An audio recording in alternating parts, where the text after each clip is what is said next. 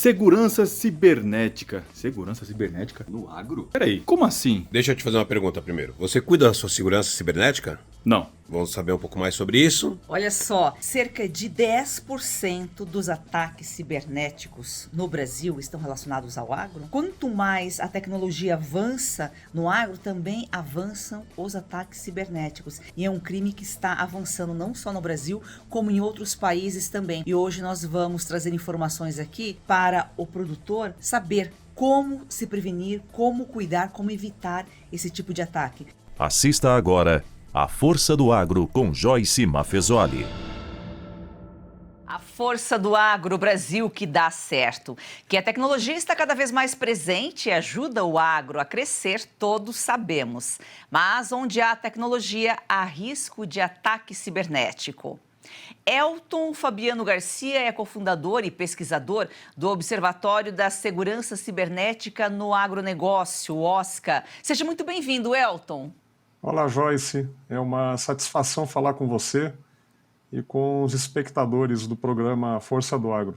O avanço da tecnologia trouxe benefícios para todas as áreas da humanidade, inclusive na agropecuária. Por outro lado, justamente pelo incremento da ferramenta, o setor se tornou alvo mais vulnerável a hackers e a segurança é a principal preocupação. Elton, por que o agro é um alvo aí mais vulnerável dos hackers? Joyce, na verdade, os ataques cibernéticos eles têm se tornado aí cada vez mais populares entre setores com crescente transformação digital. E entre eles se encontra o setor do agronegócio. E nós temos aí tecnologias, né, embarcadas em máquinas, em equipamentos agrícolas, temos fazendas, né, propriedades rurais cada vez mais conectadas, inclusive com prestador de serviço, a integração, né, de cadeia de suprimento, fornecedores de máquinas e quaisquer outros serviços que demandam um aumento de produtividade em função da tecnologia. Isso acaba, de uma forma geral, criando uma exposição para o produtor rural. O Observatório da Segurança Cibernética no Agronegócio tem se mantido muito atento a essa questão. Trabalho voluntário, de levantamento e compartilhamento de informações. E, aliás, uma parte aí da nossa conversa já está referenciada em algumas publicações nossas. Então, apenas como exemplo, no Brasil, hoje, 10% de alguns ataques estão já sendo associados ao setor de agronegócio. E nos Estados Unidos, o setor de alimentos e agricultura ele figura na 7ª posição, como sendo o mais atacado, segundo algumas agências americanas. Elton, e qual o tipo de impacto os hackers podem causar, desde a produção até a logística? Joyce, a depender da magnitude do ataque, a empresa como um todo ela pode ser comprometida. E para alguns tipos de ataque, cito o caso aí de ransomware, que tem sido bastante popular, o tempo médio de paralisação é de cerca de 21 dias. Então são 3 semanas. E aí vem a pergunta, as organizações estão preparadas para isso? Além disso, esses ataques eles têm o potencial de gerar prejuízos financeiros, danos à imagem, vazamento de dados pessoais de clientes e até dados estratégicos da empresa, entre outros. E, é claro, a interrupção da cadeia de suprimentos e o próprio comprometimento da segurança alimentar para o qual aquele setor está provendo recursos. Você falou que pode causar uma paralisação de até 21 dias. Por exemplo, se um produtor está no meio de uma colheita e a máquina dele é danificada, ele vai paralisar 21 dias, ele pode até perder, dependendo da cultura, perder ou danificar aí o produto, a produção? Certamente. Nesse tipo de situação em que nós temos aí um ataque de sequestro de dados,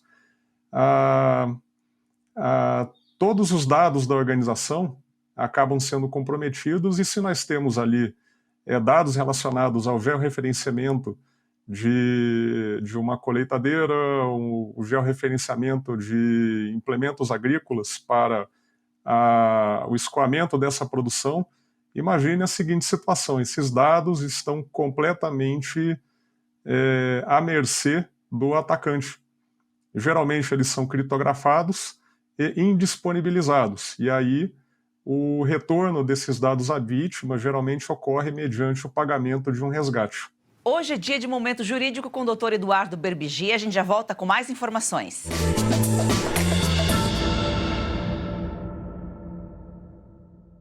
Doutor Eduardo Berbigier, Momento Jurídico, seja muito bem-vindo. Obrigado, Joyce. Doutor, na semana passada nós falamos sobre recuperação judicial. Hoje, aproveitando o início de ano, vamos falar sobre planejamento de uma forma geral. Quando há um planejamento no agro, pode-se evitar a recuperação judicial? Exato. Nós devemos ter um ano muito bom, né? Nós temos previsão muito boa de safra, uma safra recorde de soja. Então, isso gera um movimento positivo no agro, né? Apesar de dúvidas com relação ao preço, mas se prevê um ano de reação. O que é importante para o produtor rural, para o empresário do agronegócio, entender que a fazenda, independente do tamanho, é uma empresa. A fazenda deve ser gerida como uma empresa. Então, desde a organização financeira, contábil, jurídica, então é muito importante a gestão do fluxo de caixa, um acompanhamento financeiro profissional, uma contabilidade profissional, um planejamento tributário, um planejamento financeiro. Por que isso? Porque a importância disso tudo. Hoje nós temos meios de financiamento que não são mais os tradicionais, mais amplos, né? Antigamente o agricultor se financiava só no Banco do Brasil, isso há 40 anos atrás, 30 anos atrás. Depois foram surgindo outras alternativas, cooperativas de crédito, outros bancos privados. Hoje em dia nós temos fundos de investimento que investem na agricultura, nós temos possibilidade do agricultor criar os seus próprios fundos, FDICs, FIAGROS, que são fundos de recebíveis, né? Que ele pode gerir os seus recebíveis. Isso permite com que ele possa gerir melhor o seu caixa, e até são instrumentos de planejamento tributário. Isso permite redução de imposto de renda, contribuição social, além de fazer uma gestão melhor do seu fluxo de caixa, além de ter ganhos financeiros, ganhos mesmo de dinheiro mesmo, né? Isso, mas para que ele consiga chegar neste ponto, ele precisa de uma organização. Ele precisa de uma organização contábil, financeira, e muitas vezes nós vemos que o agricultor se preocupa muito, e claro que é o primeiro passo, com a produção, com a tecnologia, né? E fazer bem feito, o que é o principal, realmente, no agronegócio, que é fazer a lavoura produzir. Só que hoje o negócio tornou muito complexo. Nós temos que pensar também que com a reforma tributária, até os pequenos produtores provavelmente vão ter que entrar no sistema dos novos tributos, para que eles sejam competitivos, porque os pequenos produtores vão ter um crédito presumido, que eles vão poder ceder para quem comprar os produtos deles. Provavelmente, quem não estiver nesse sistema e não puder ceder este crédito para as grandes empresas que comprarem, os produtores maiores, não vai ter competitividade, seu produto vai se tornar caro por não ter esse crédito. E isso demanda uma contabilidade, uma série de coisas. E até nos dias de hoje, a contabilidade de um produtor rural é complexa. Ele tem que fazer o seu livro caixa, ele tem insumos que ele pode abater no seu imposto de renda, ele tem óleo diesel, ele tem os seus fertilizantes, seus insumos básicos, enfim. Tudo isso gera um custo possível de ser abatido do seu imposto de renda. Então, lá no final das contas, na última linha, como a gente chama, o produtor que não tiver essas preocupações, ele vai acabar pagando mais imposto, provavelmente ele vai acabar pagando um juro maior bancário, e tudo isso, no final das contas, dá um impacto muito grande. Então, por isso, essa preocupação nessa profissionalização, nessa busca desses cuidados, né, com a parte financeira, contábil, tributária. Isso é muito importante para que o produtor tenha uma saúde melhor no seu negócio. Doutor, e o agro é um setor muito dinâmico, depende do clima, do preço, do mercado, né? Por isso que o planejamento se faz essencial. Agora, tem um período para o produtor fazer esse planejamento? Varia de acordo com cada produtor, com o tipo de cultura, período de plantio, colheita? O período melhor, digamos assim, sempre é agora, né? Claro que quando o produtor quiser mudar de regime tributário, ele tem que sempre fazer isso antes da mudança do ano. Em dezembro, ele precisa, quando ele quiser fazer alguma mudança significativa no seu regime tributário, ele precisa fazer isso em dezembro, antes do início do exercício. Mas nunca é tarde. O produtor, ele sempre, se ele, digamos assim, agora nós estamos no início do ano, ele pode fazer agora, ele pode fazer, nunca é tarde para o produtor resolver adotar essas medidas. O que ele precisa fazer é sempre buscar esta qualificação, sistemas adequados, sistemas para controle de produção, sistemas para controle financeiro, tudo isso é interessante. Aquele controle no caderninho, digamos assim, fica difícil. Hoje em dia já não, a complexidade do campo não permite mais isso hoje, né? É como o senhor falou, profissionalizar, né? Doutor, com conhecimento é possível utilizar créditos fiscais para minimizar o impacto das taxas? Sim. Nós costumamos dizer que o governo não tem o menor pudor em colocar a mão no bolso do contribuinte, né? Do produtor rural, do empresário do agronegócio. E existem uma série de planejamentos tributários e discussões jurídicas viáveis. E para isso o produtor precisa ter uma assessoria jurídica, precisa ter uma contabilidade em dia. Só se ele tiver com a sua, digamos assim, com os seus registros em ordem, que ele pode pensar em economizar. Primeiro ele tem que fazer a sua lição de casa, ele tem que estar com os seus registros em ordem para depois buscar as possíveis economias. E tem uma série de possibilidades, tanto de economias com insumos, ressarcimentos, busca de saldo credor, abatimentos de impostos, principalmente imposto de renda, contribuição social, que pesam muito para o produtor rural, pessoa jurídica, principalmente, e para as empresas, agroindústrias, né? Então, tem muitas possibilidades, desde que o produtor esteja com a sua contabilidade em ordem e prestando atenção nos seus registros, né? Doutor, com uma gestão eficiente, o produtor vai produzir mais, melhor e com sustentabilidade. Exato. Nós temos que pensar o seguinte, os grandes desempenhos, quando a produção é muito alta e o preço muito bom, normalmente mascaram algumas ineficiências, né? Mas nós temos que pensar que nem sempre é assim.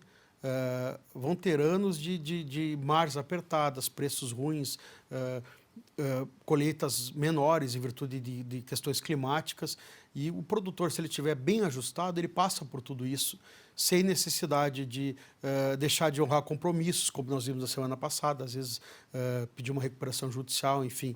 O produtor que estiver com a sua casa em ordem, ele tem muito mais chance de passar pelas tempestades que a gente sabe que acontecem no agro, com muito mais tranquilidade do que se ele tiver sem essa organização, sem prestar atenção nos detalhes. Doutor Eduardo Berbiger, sempre aqui nos trazendo informação, reduzindo e descomplicando o mundo complexo aí que são os tributos. Muito obrigada. Eu que agradeço, Joyce.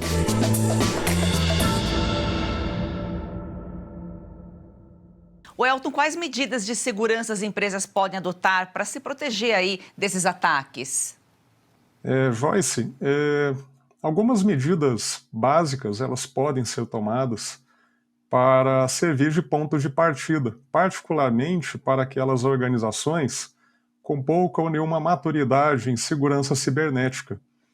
O nosso observatório tem, inclusive, compartilhado algumas informações a respeito de medidas protetivas fundamentais.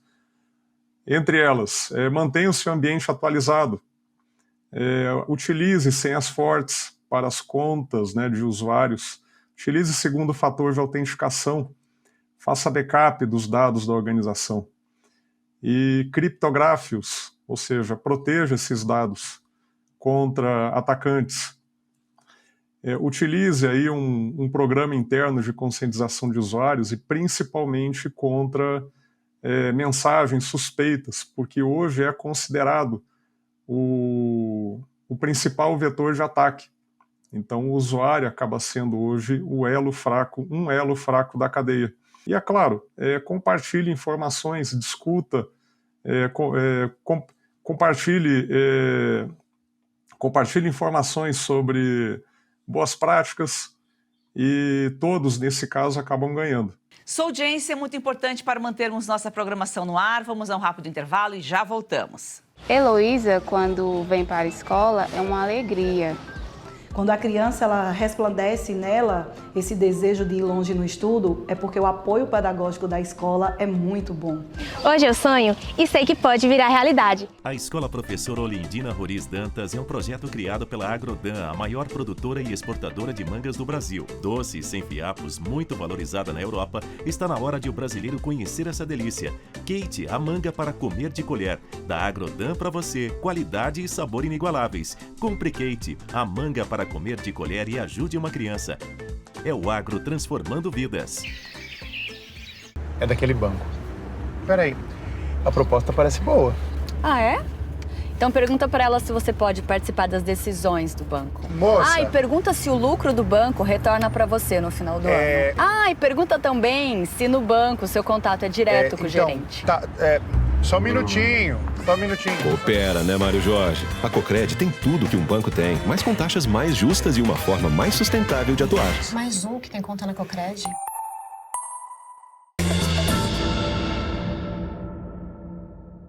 Agora, Elton, como que funciona o GSA, o Gerenciamento de Superfície de Ataques? Vamos explicar de uma forma bem simples. Novas funcionalidades podem implicar novas vulnerabilidades. Então, à medida que a transformação digital ela se incorpora no setor do agronegócio, com a agregação de novas tecnologias para aumentar a produção, para agregar valor ao próprio negócio, nós temos aí um efeito colateral, que é o surgimento de novas vulnerabilidades. E o objetivo do gerenciamento de superfície de ataques é diminuir essa exposição. E qual é a decorrência? Então, o objetivo aí é dificultar a exploração dessas eventuais vulnerabilidades por parte de ameaças. E quem são essas ameaças? São os atacantes, ou os popularmente denominados hackers. Vamos falar um pouquinho mais. Então, a força motriz aí por trás aí da transformação digital é a introdução contínua de novos ativos, como serviços digitais, softwares, soluções, etc. E nós temos aí uma necessidade de sustentação dessas soluções. Então, à medida que novas funções aparecem, nós temos mais exposição. E a legislação brasileira, como que está a legislação para proteger as empresas? Mas a gente sabe que mesmo com lei ou sem lei, os criminosos, quando querem, atuam, né? Joyce, essa é uma boa pergunta. Então, o Brasil tem desenvolvido iniciativas para robustecer o nosso arcabouço legislativo na área de segurança cibernética, de uma forma geral. E agora, contudo, com relação ao agronegócio, o desafio acaba sendo maior. Elton, e as empresas do agro, elas estão cientes dessa probabilidade? Porque é algo que até passa batido, né? A gente fala tanto em tecnologia no campo e como a tecnologia, ela aumenta a produtividade, melhora o trabalho do homem do campo, mas é quase que uma novidade o que a gente está falando aqui, né? Ataque cibernético no campo. As empresas têm ciência disso? O produtor tem ciência desse risco que ele corre? Joyce, essa é uma tendência mundial. Então, à medida que a tecnologia ela se incorpora na cadeia produtiva, a gente tem aí novas funcionalidades sendo implementadas. Mas, em contrapartida, essas funcionalidades elas podem ser exploradas por atacantes. E é isso que vem ocorrendo, não apenas no setor do agronegócio, mas em setores que seguem esse movimento. E esse, infelizmente, acaba sendo um mercado promissor. Existem alguns números que chamam bastante atenção.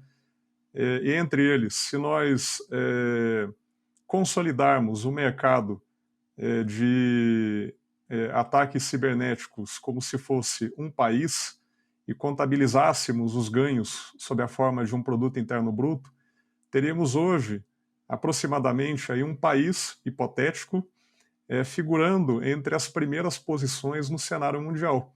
Então, infelizmente, hoje, esse é um mercado muito promissor. O Elton, a gente sabe que é inevitável, né? À medida que o setor cresce e se moderniza, é crucial a criação de soluções para enfrentar e prevenir esses ataques, garantindo a sustentabilidade e a produtividade das operações agrícolas no país. Você já falou aqui no início também, né? Até a segurança alimentar está em risco, isso não é algo que acontece só aqui, você deu o exemplo também dos Estados Unidos, e o produtor, na medida que ele busca tecnologia para agregar ao trabalho dele, ele tem que ter essa ciência, então, também de já, provavelmente, contratar uma consultoria para cuidar dessa questão, fazer um acompanhamento, ficar atento às informações que ele pode receber. Sim, Joyce. Nesse caso, a informação acaba tendo um valor aí inestimável. Principalmente hoje, né, em que vivemos a era da informação. Então, compartilhar é preciso, aprender também é preciso, para que o lado defensivo também possa acompanhar a tendência cada vez mais crescente da parte do atacante. Então, com isso, a gente tem um cenário em que, olhando agora o cenário do agronegócio, em que o produtor ele acaba mantendo o seu foco na sua produção e mitigando os riscos relacionados à segurança cibernética. O Elton, o que o hacker quer ao atacar o agro, ao sequestrar dados do produtor? Joyce, de uma forma ampla, e aí eu coloco uma visão não apenas em relação ao agronegócio, mas no cenário mundial, a grande motivação por parte do atacante hoje ela é financeira. Então, o objetivo do atacante é auferir lucro. Então, fazendo aí uma analogia bastante grosseira, ele também estaria empreendendo, é claro, em um mercado ilícito. Mas o objetivo final dele, muitas vezes, na maioria das vezes, é financeiro. Elton, no futuro do agro, quais tecnologias você acha aí que poderão ajudar na segurança? Com relação a novas tecnologias, nós temos aí duas tecnologias que podem ser muito úteis. Uma delas é a inteligência artificial e a outra é a tecnologia de blockchain. Inteligência artificial ela pode ser utilizada no desenvolvimento de soluções para promover aí a detecção de ataques cibernéticos.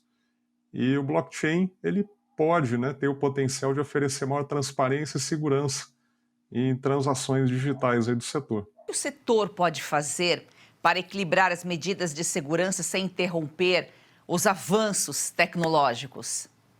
Essa é uma ótima pergunta, Joyce. Nós temos na literatura um binômio, né? Então é o binômio funcionalidade e segurança. E do ponto de vista da segurança, as medidas protetivas a serem implementadas e sustentadas pelas empresas, elas não podem sufocar o usuário ou mesmo a produtividade, porque nesse caso é necessário um balanço entre os dois fatores. Então, a implementação dessas medidas de segurança é um trabalho, é um esforço diário. Contudo, ele não pode comprometer a produtividade daquela empresa. Nós vamos a um rápido intervalo e já voltamos. Olá pessoal, olha só, não é normal sentir dor, então por isso eu gosto sempre de falar do Ora Pronobis super concentrado da Vita e Gold e temos um depoimento. Eu tenho uma vida muito corrida. Do cinema para o teatro, dos shows para os estúdios. Algum tempo atrás comecei a me sentir muito cansada. Primeiro achei que era só um mal-estar, depois vieram dores nas costas, nos braços, nas pernas. Eu estava assistindo televisão e um comercial me chamou a atenção. Era sobre um produto 100% natural. Passei a tomar o Ora Pronobis da Vita Gold antes das refeições. Logo nos primeiros dias eu senti diferença. Aquele peso nas pernas, nos braços, foi aliviando totalmente. Viu só? E não é só a vida da Lucinha que melhorou. Você que sofre com dores crônicas no corpo, tem artrite, artrose, reumatismo, fibromialgia, inflamação, desgaste nas articulações, é a famosa dor nas juntas, né? você também pode melhorar com o suplemento Ora Pronobis super concentrado da Vita e Gold. É isso mesmo, Silvio, é porque o Ora Pronobis, além de combater essas dores crônicas aí distribuídas pelo seu corpo em poucos dias, ele auxilia a combate diabetes, pressão alta, no controle do colesterol e ainda é aprovado pela Anvisa. Não tem contraindicação, é super concentrado e tem a origem garantida da sua matéria-prima. Tudo controlado desde a mudinha que é plantada, por isso que funciona de verdade. E você pode tomar na forma de cápsulas ou na forma em pó, você que decide. O importante é tomar a decisão de acabar com essas dores crônicas no corpo, aproveitar a vida. E a gente trouxe algo novo para o público do Oeste, viu, Silvio? Além do desconto, que já é super diferenciado, você ligou agora, 0800 101 1800, 70% de desconto garantido para você. Mas a gente vai te presentear ou com colágeno tipo 2, que auxilia nas suas articulações, ou a câmera Wi-Fi, que é a grande novidade, para você monitorar o que você quiser. Eu tenho uma Só tem dessa. que ligar agora. Olha, maravilhosa, não é? Muito. Aproveita você também. 0800 101 1800. Agora a gente vê aí que então a conscientização sobre a cibersegurança, ela tem que fazer parte da cultura do agro, né? Acho que esse é até um desafio, né? Joyce, esse é um desafio enorme e a palavra-chave para isso é patrocínio. E o patrocínio de quem, né? Então, nós temos aí o patrocínio da alta administração da empresa, ou da instituição, ou da entidade, ou do órgão. E para quê? Para que ações como as ações de conscientização sobre segurança cibernética, eles possam ter um espaço, uma agenda dentro da organização e tenham também a possibilidade de prever ações de curto, médio e longo prazo. Trata-se de um trabalho de natureza contínua de informação e educação, e principalmente de usuários. E com isso, a intenção no longo prazo é promover uma cultura positiva de segurança cibernética. Inclusive esse figura como um dos objetivos da governança de segurança da informação, juntamente com a própria implementação de um sistema de gestão de segurança amplo e abrangente. Então veja que existe aí uma necessidade muito grande de patrocínio para que ações de conscientização e outras sejam efetivas dentro da empresa. Você disse no início da nossa conversa aqui que 10% dos ataques cibernéticos no país são relacionados ao agro. E como estão outros países? Você fez também uma referência em relação aos Estados Unidos. Além dos Estados Unidos, outros países? Sim, Joyce. Vamos a alguns exemplos, tá? Nos Estados Unidos, o setor de alimentos e agricultura, ele é considerado um dos 16 setores de infraestrutura crítica. Então, juntamente com setores de energia, água, barragens, então é um setor considerado como de infraestrutura crítica. Existe uma lei chamada Farm and Food Cybersecurity Act. Nessa legislação, há o objetivo de fortalecer a segurança cibernética no setor agrícola e alimentar local, né? E essa lei também prevê avaliações bianuais acerca de ameaças cibernéticas e também simulações de crise. No cenário, o último evento, inclusive, que foi promovido, o último exercício de simulação acabou contando com cerca de 1.200 participantes e foi realizado em abril de 2024. Então, essa é uma mobilização de amplo espectro que promove, né, ações para sensibilizar os setores considerados críticos. No Reino Unido, nós temos uma agência local chamada National Cybersecurity Center e que possui um espaço temático destinado ao setor de agronegócio, chamado de Cybersecurity for Farmers. Um outro exemplo Podemos falar sobre a Espanha, que também possui uma agência com um observatório temático para o agronegócio. E então são exemplos que podemos utilizar aí como referência para, de repente, definir algumas diretrizes aplicáveis ao setor de agronegócio no Brasil. Se você quiser saber mais sobre esse assunto, tiver alguma pergunta, quiser falar com a gente, só mandar seu vídeo, sua pergunta, o WhatsApp está aqui na tela. Elton, muito obrigada pelas suas informações aqui. Joyce, foi um prazer conversar com você. Ficamos à disposição no Oscar, no nosso observatório. Um abraço a todos. E obrigada a você que nos acompanha aqui todos os dias. Vamos fazer do agro, esse campeão brasileiro, uma paixão nacional.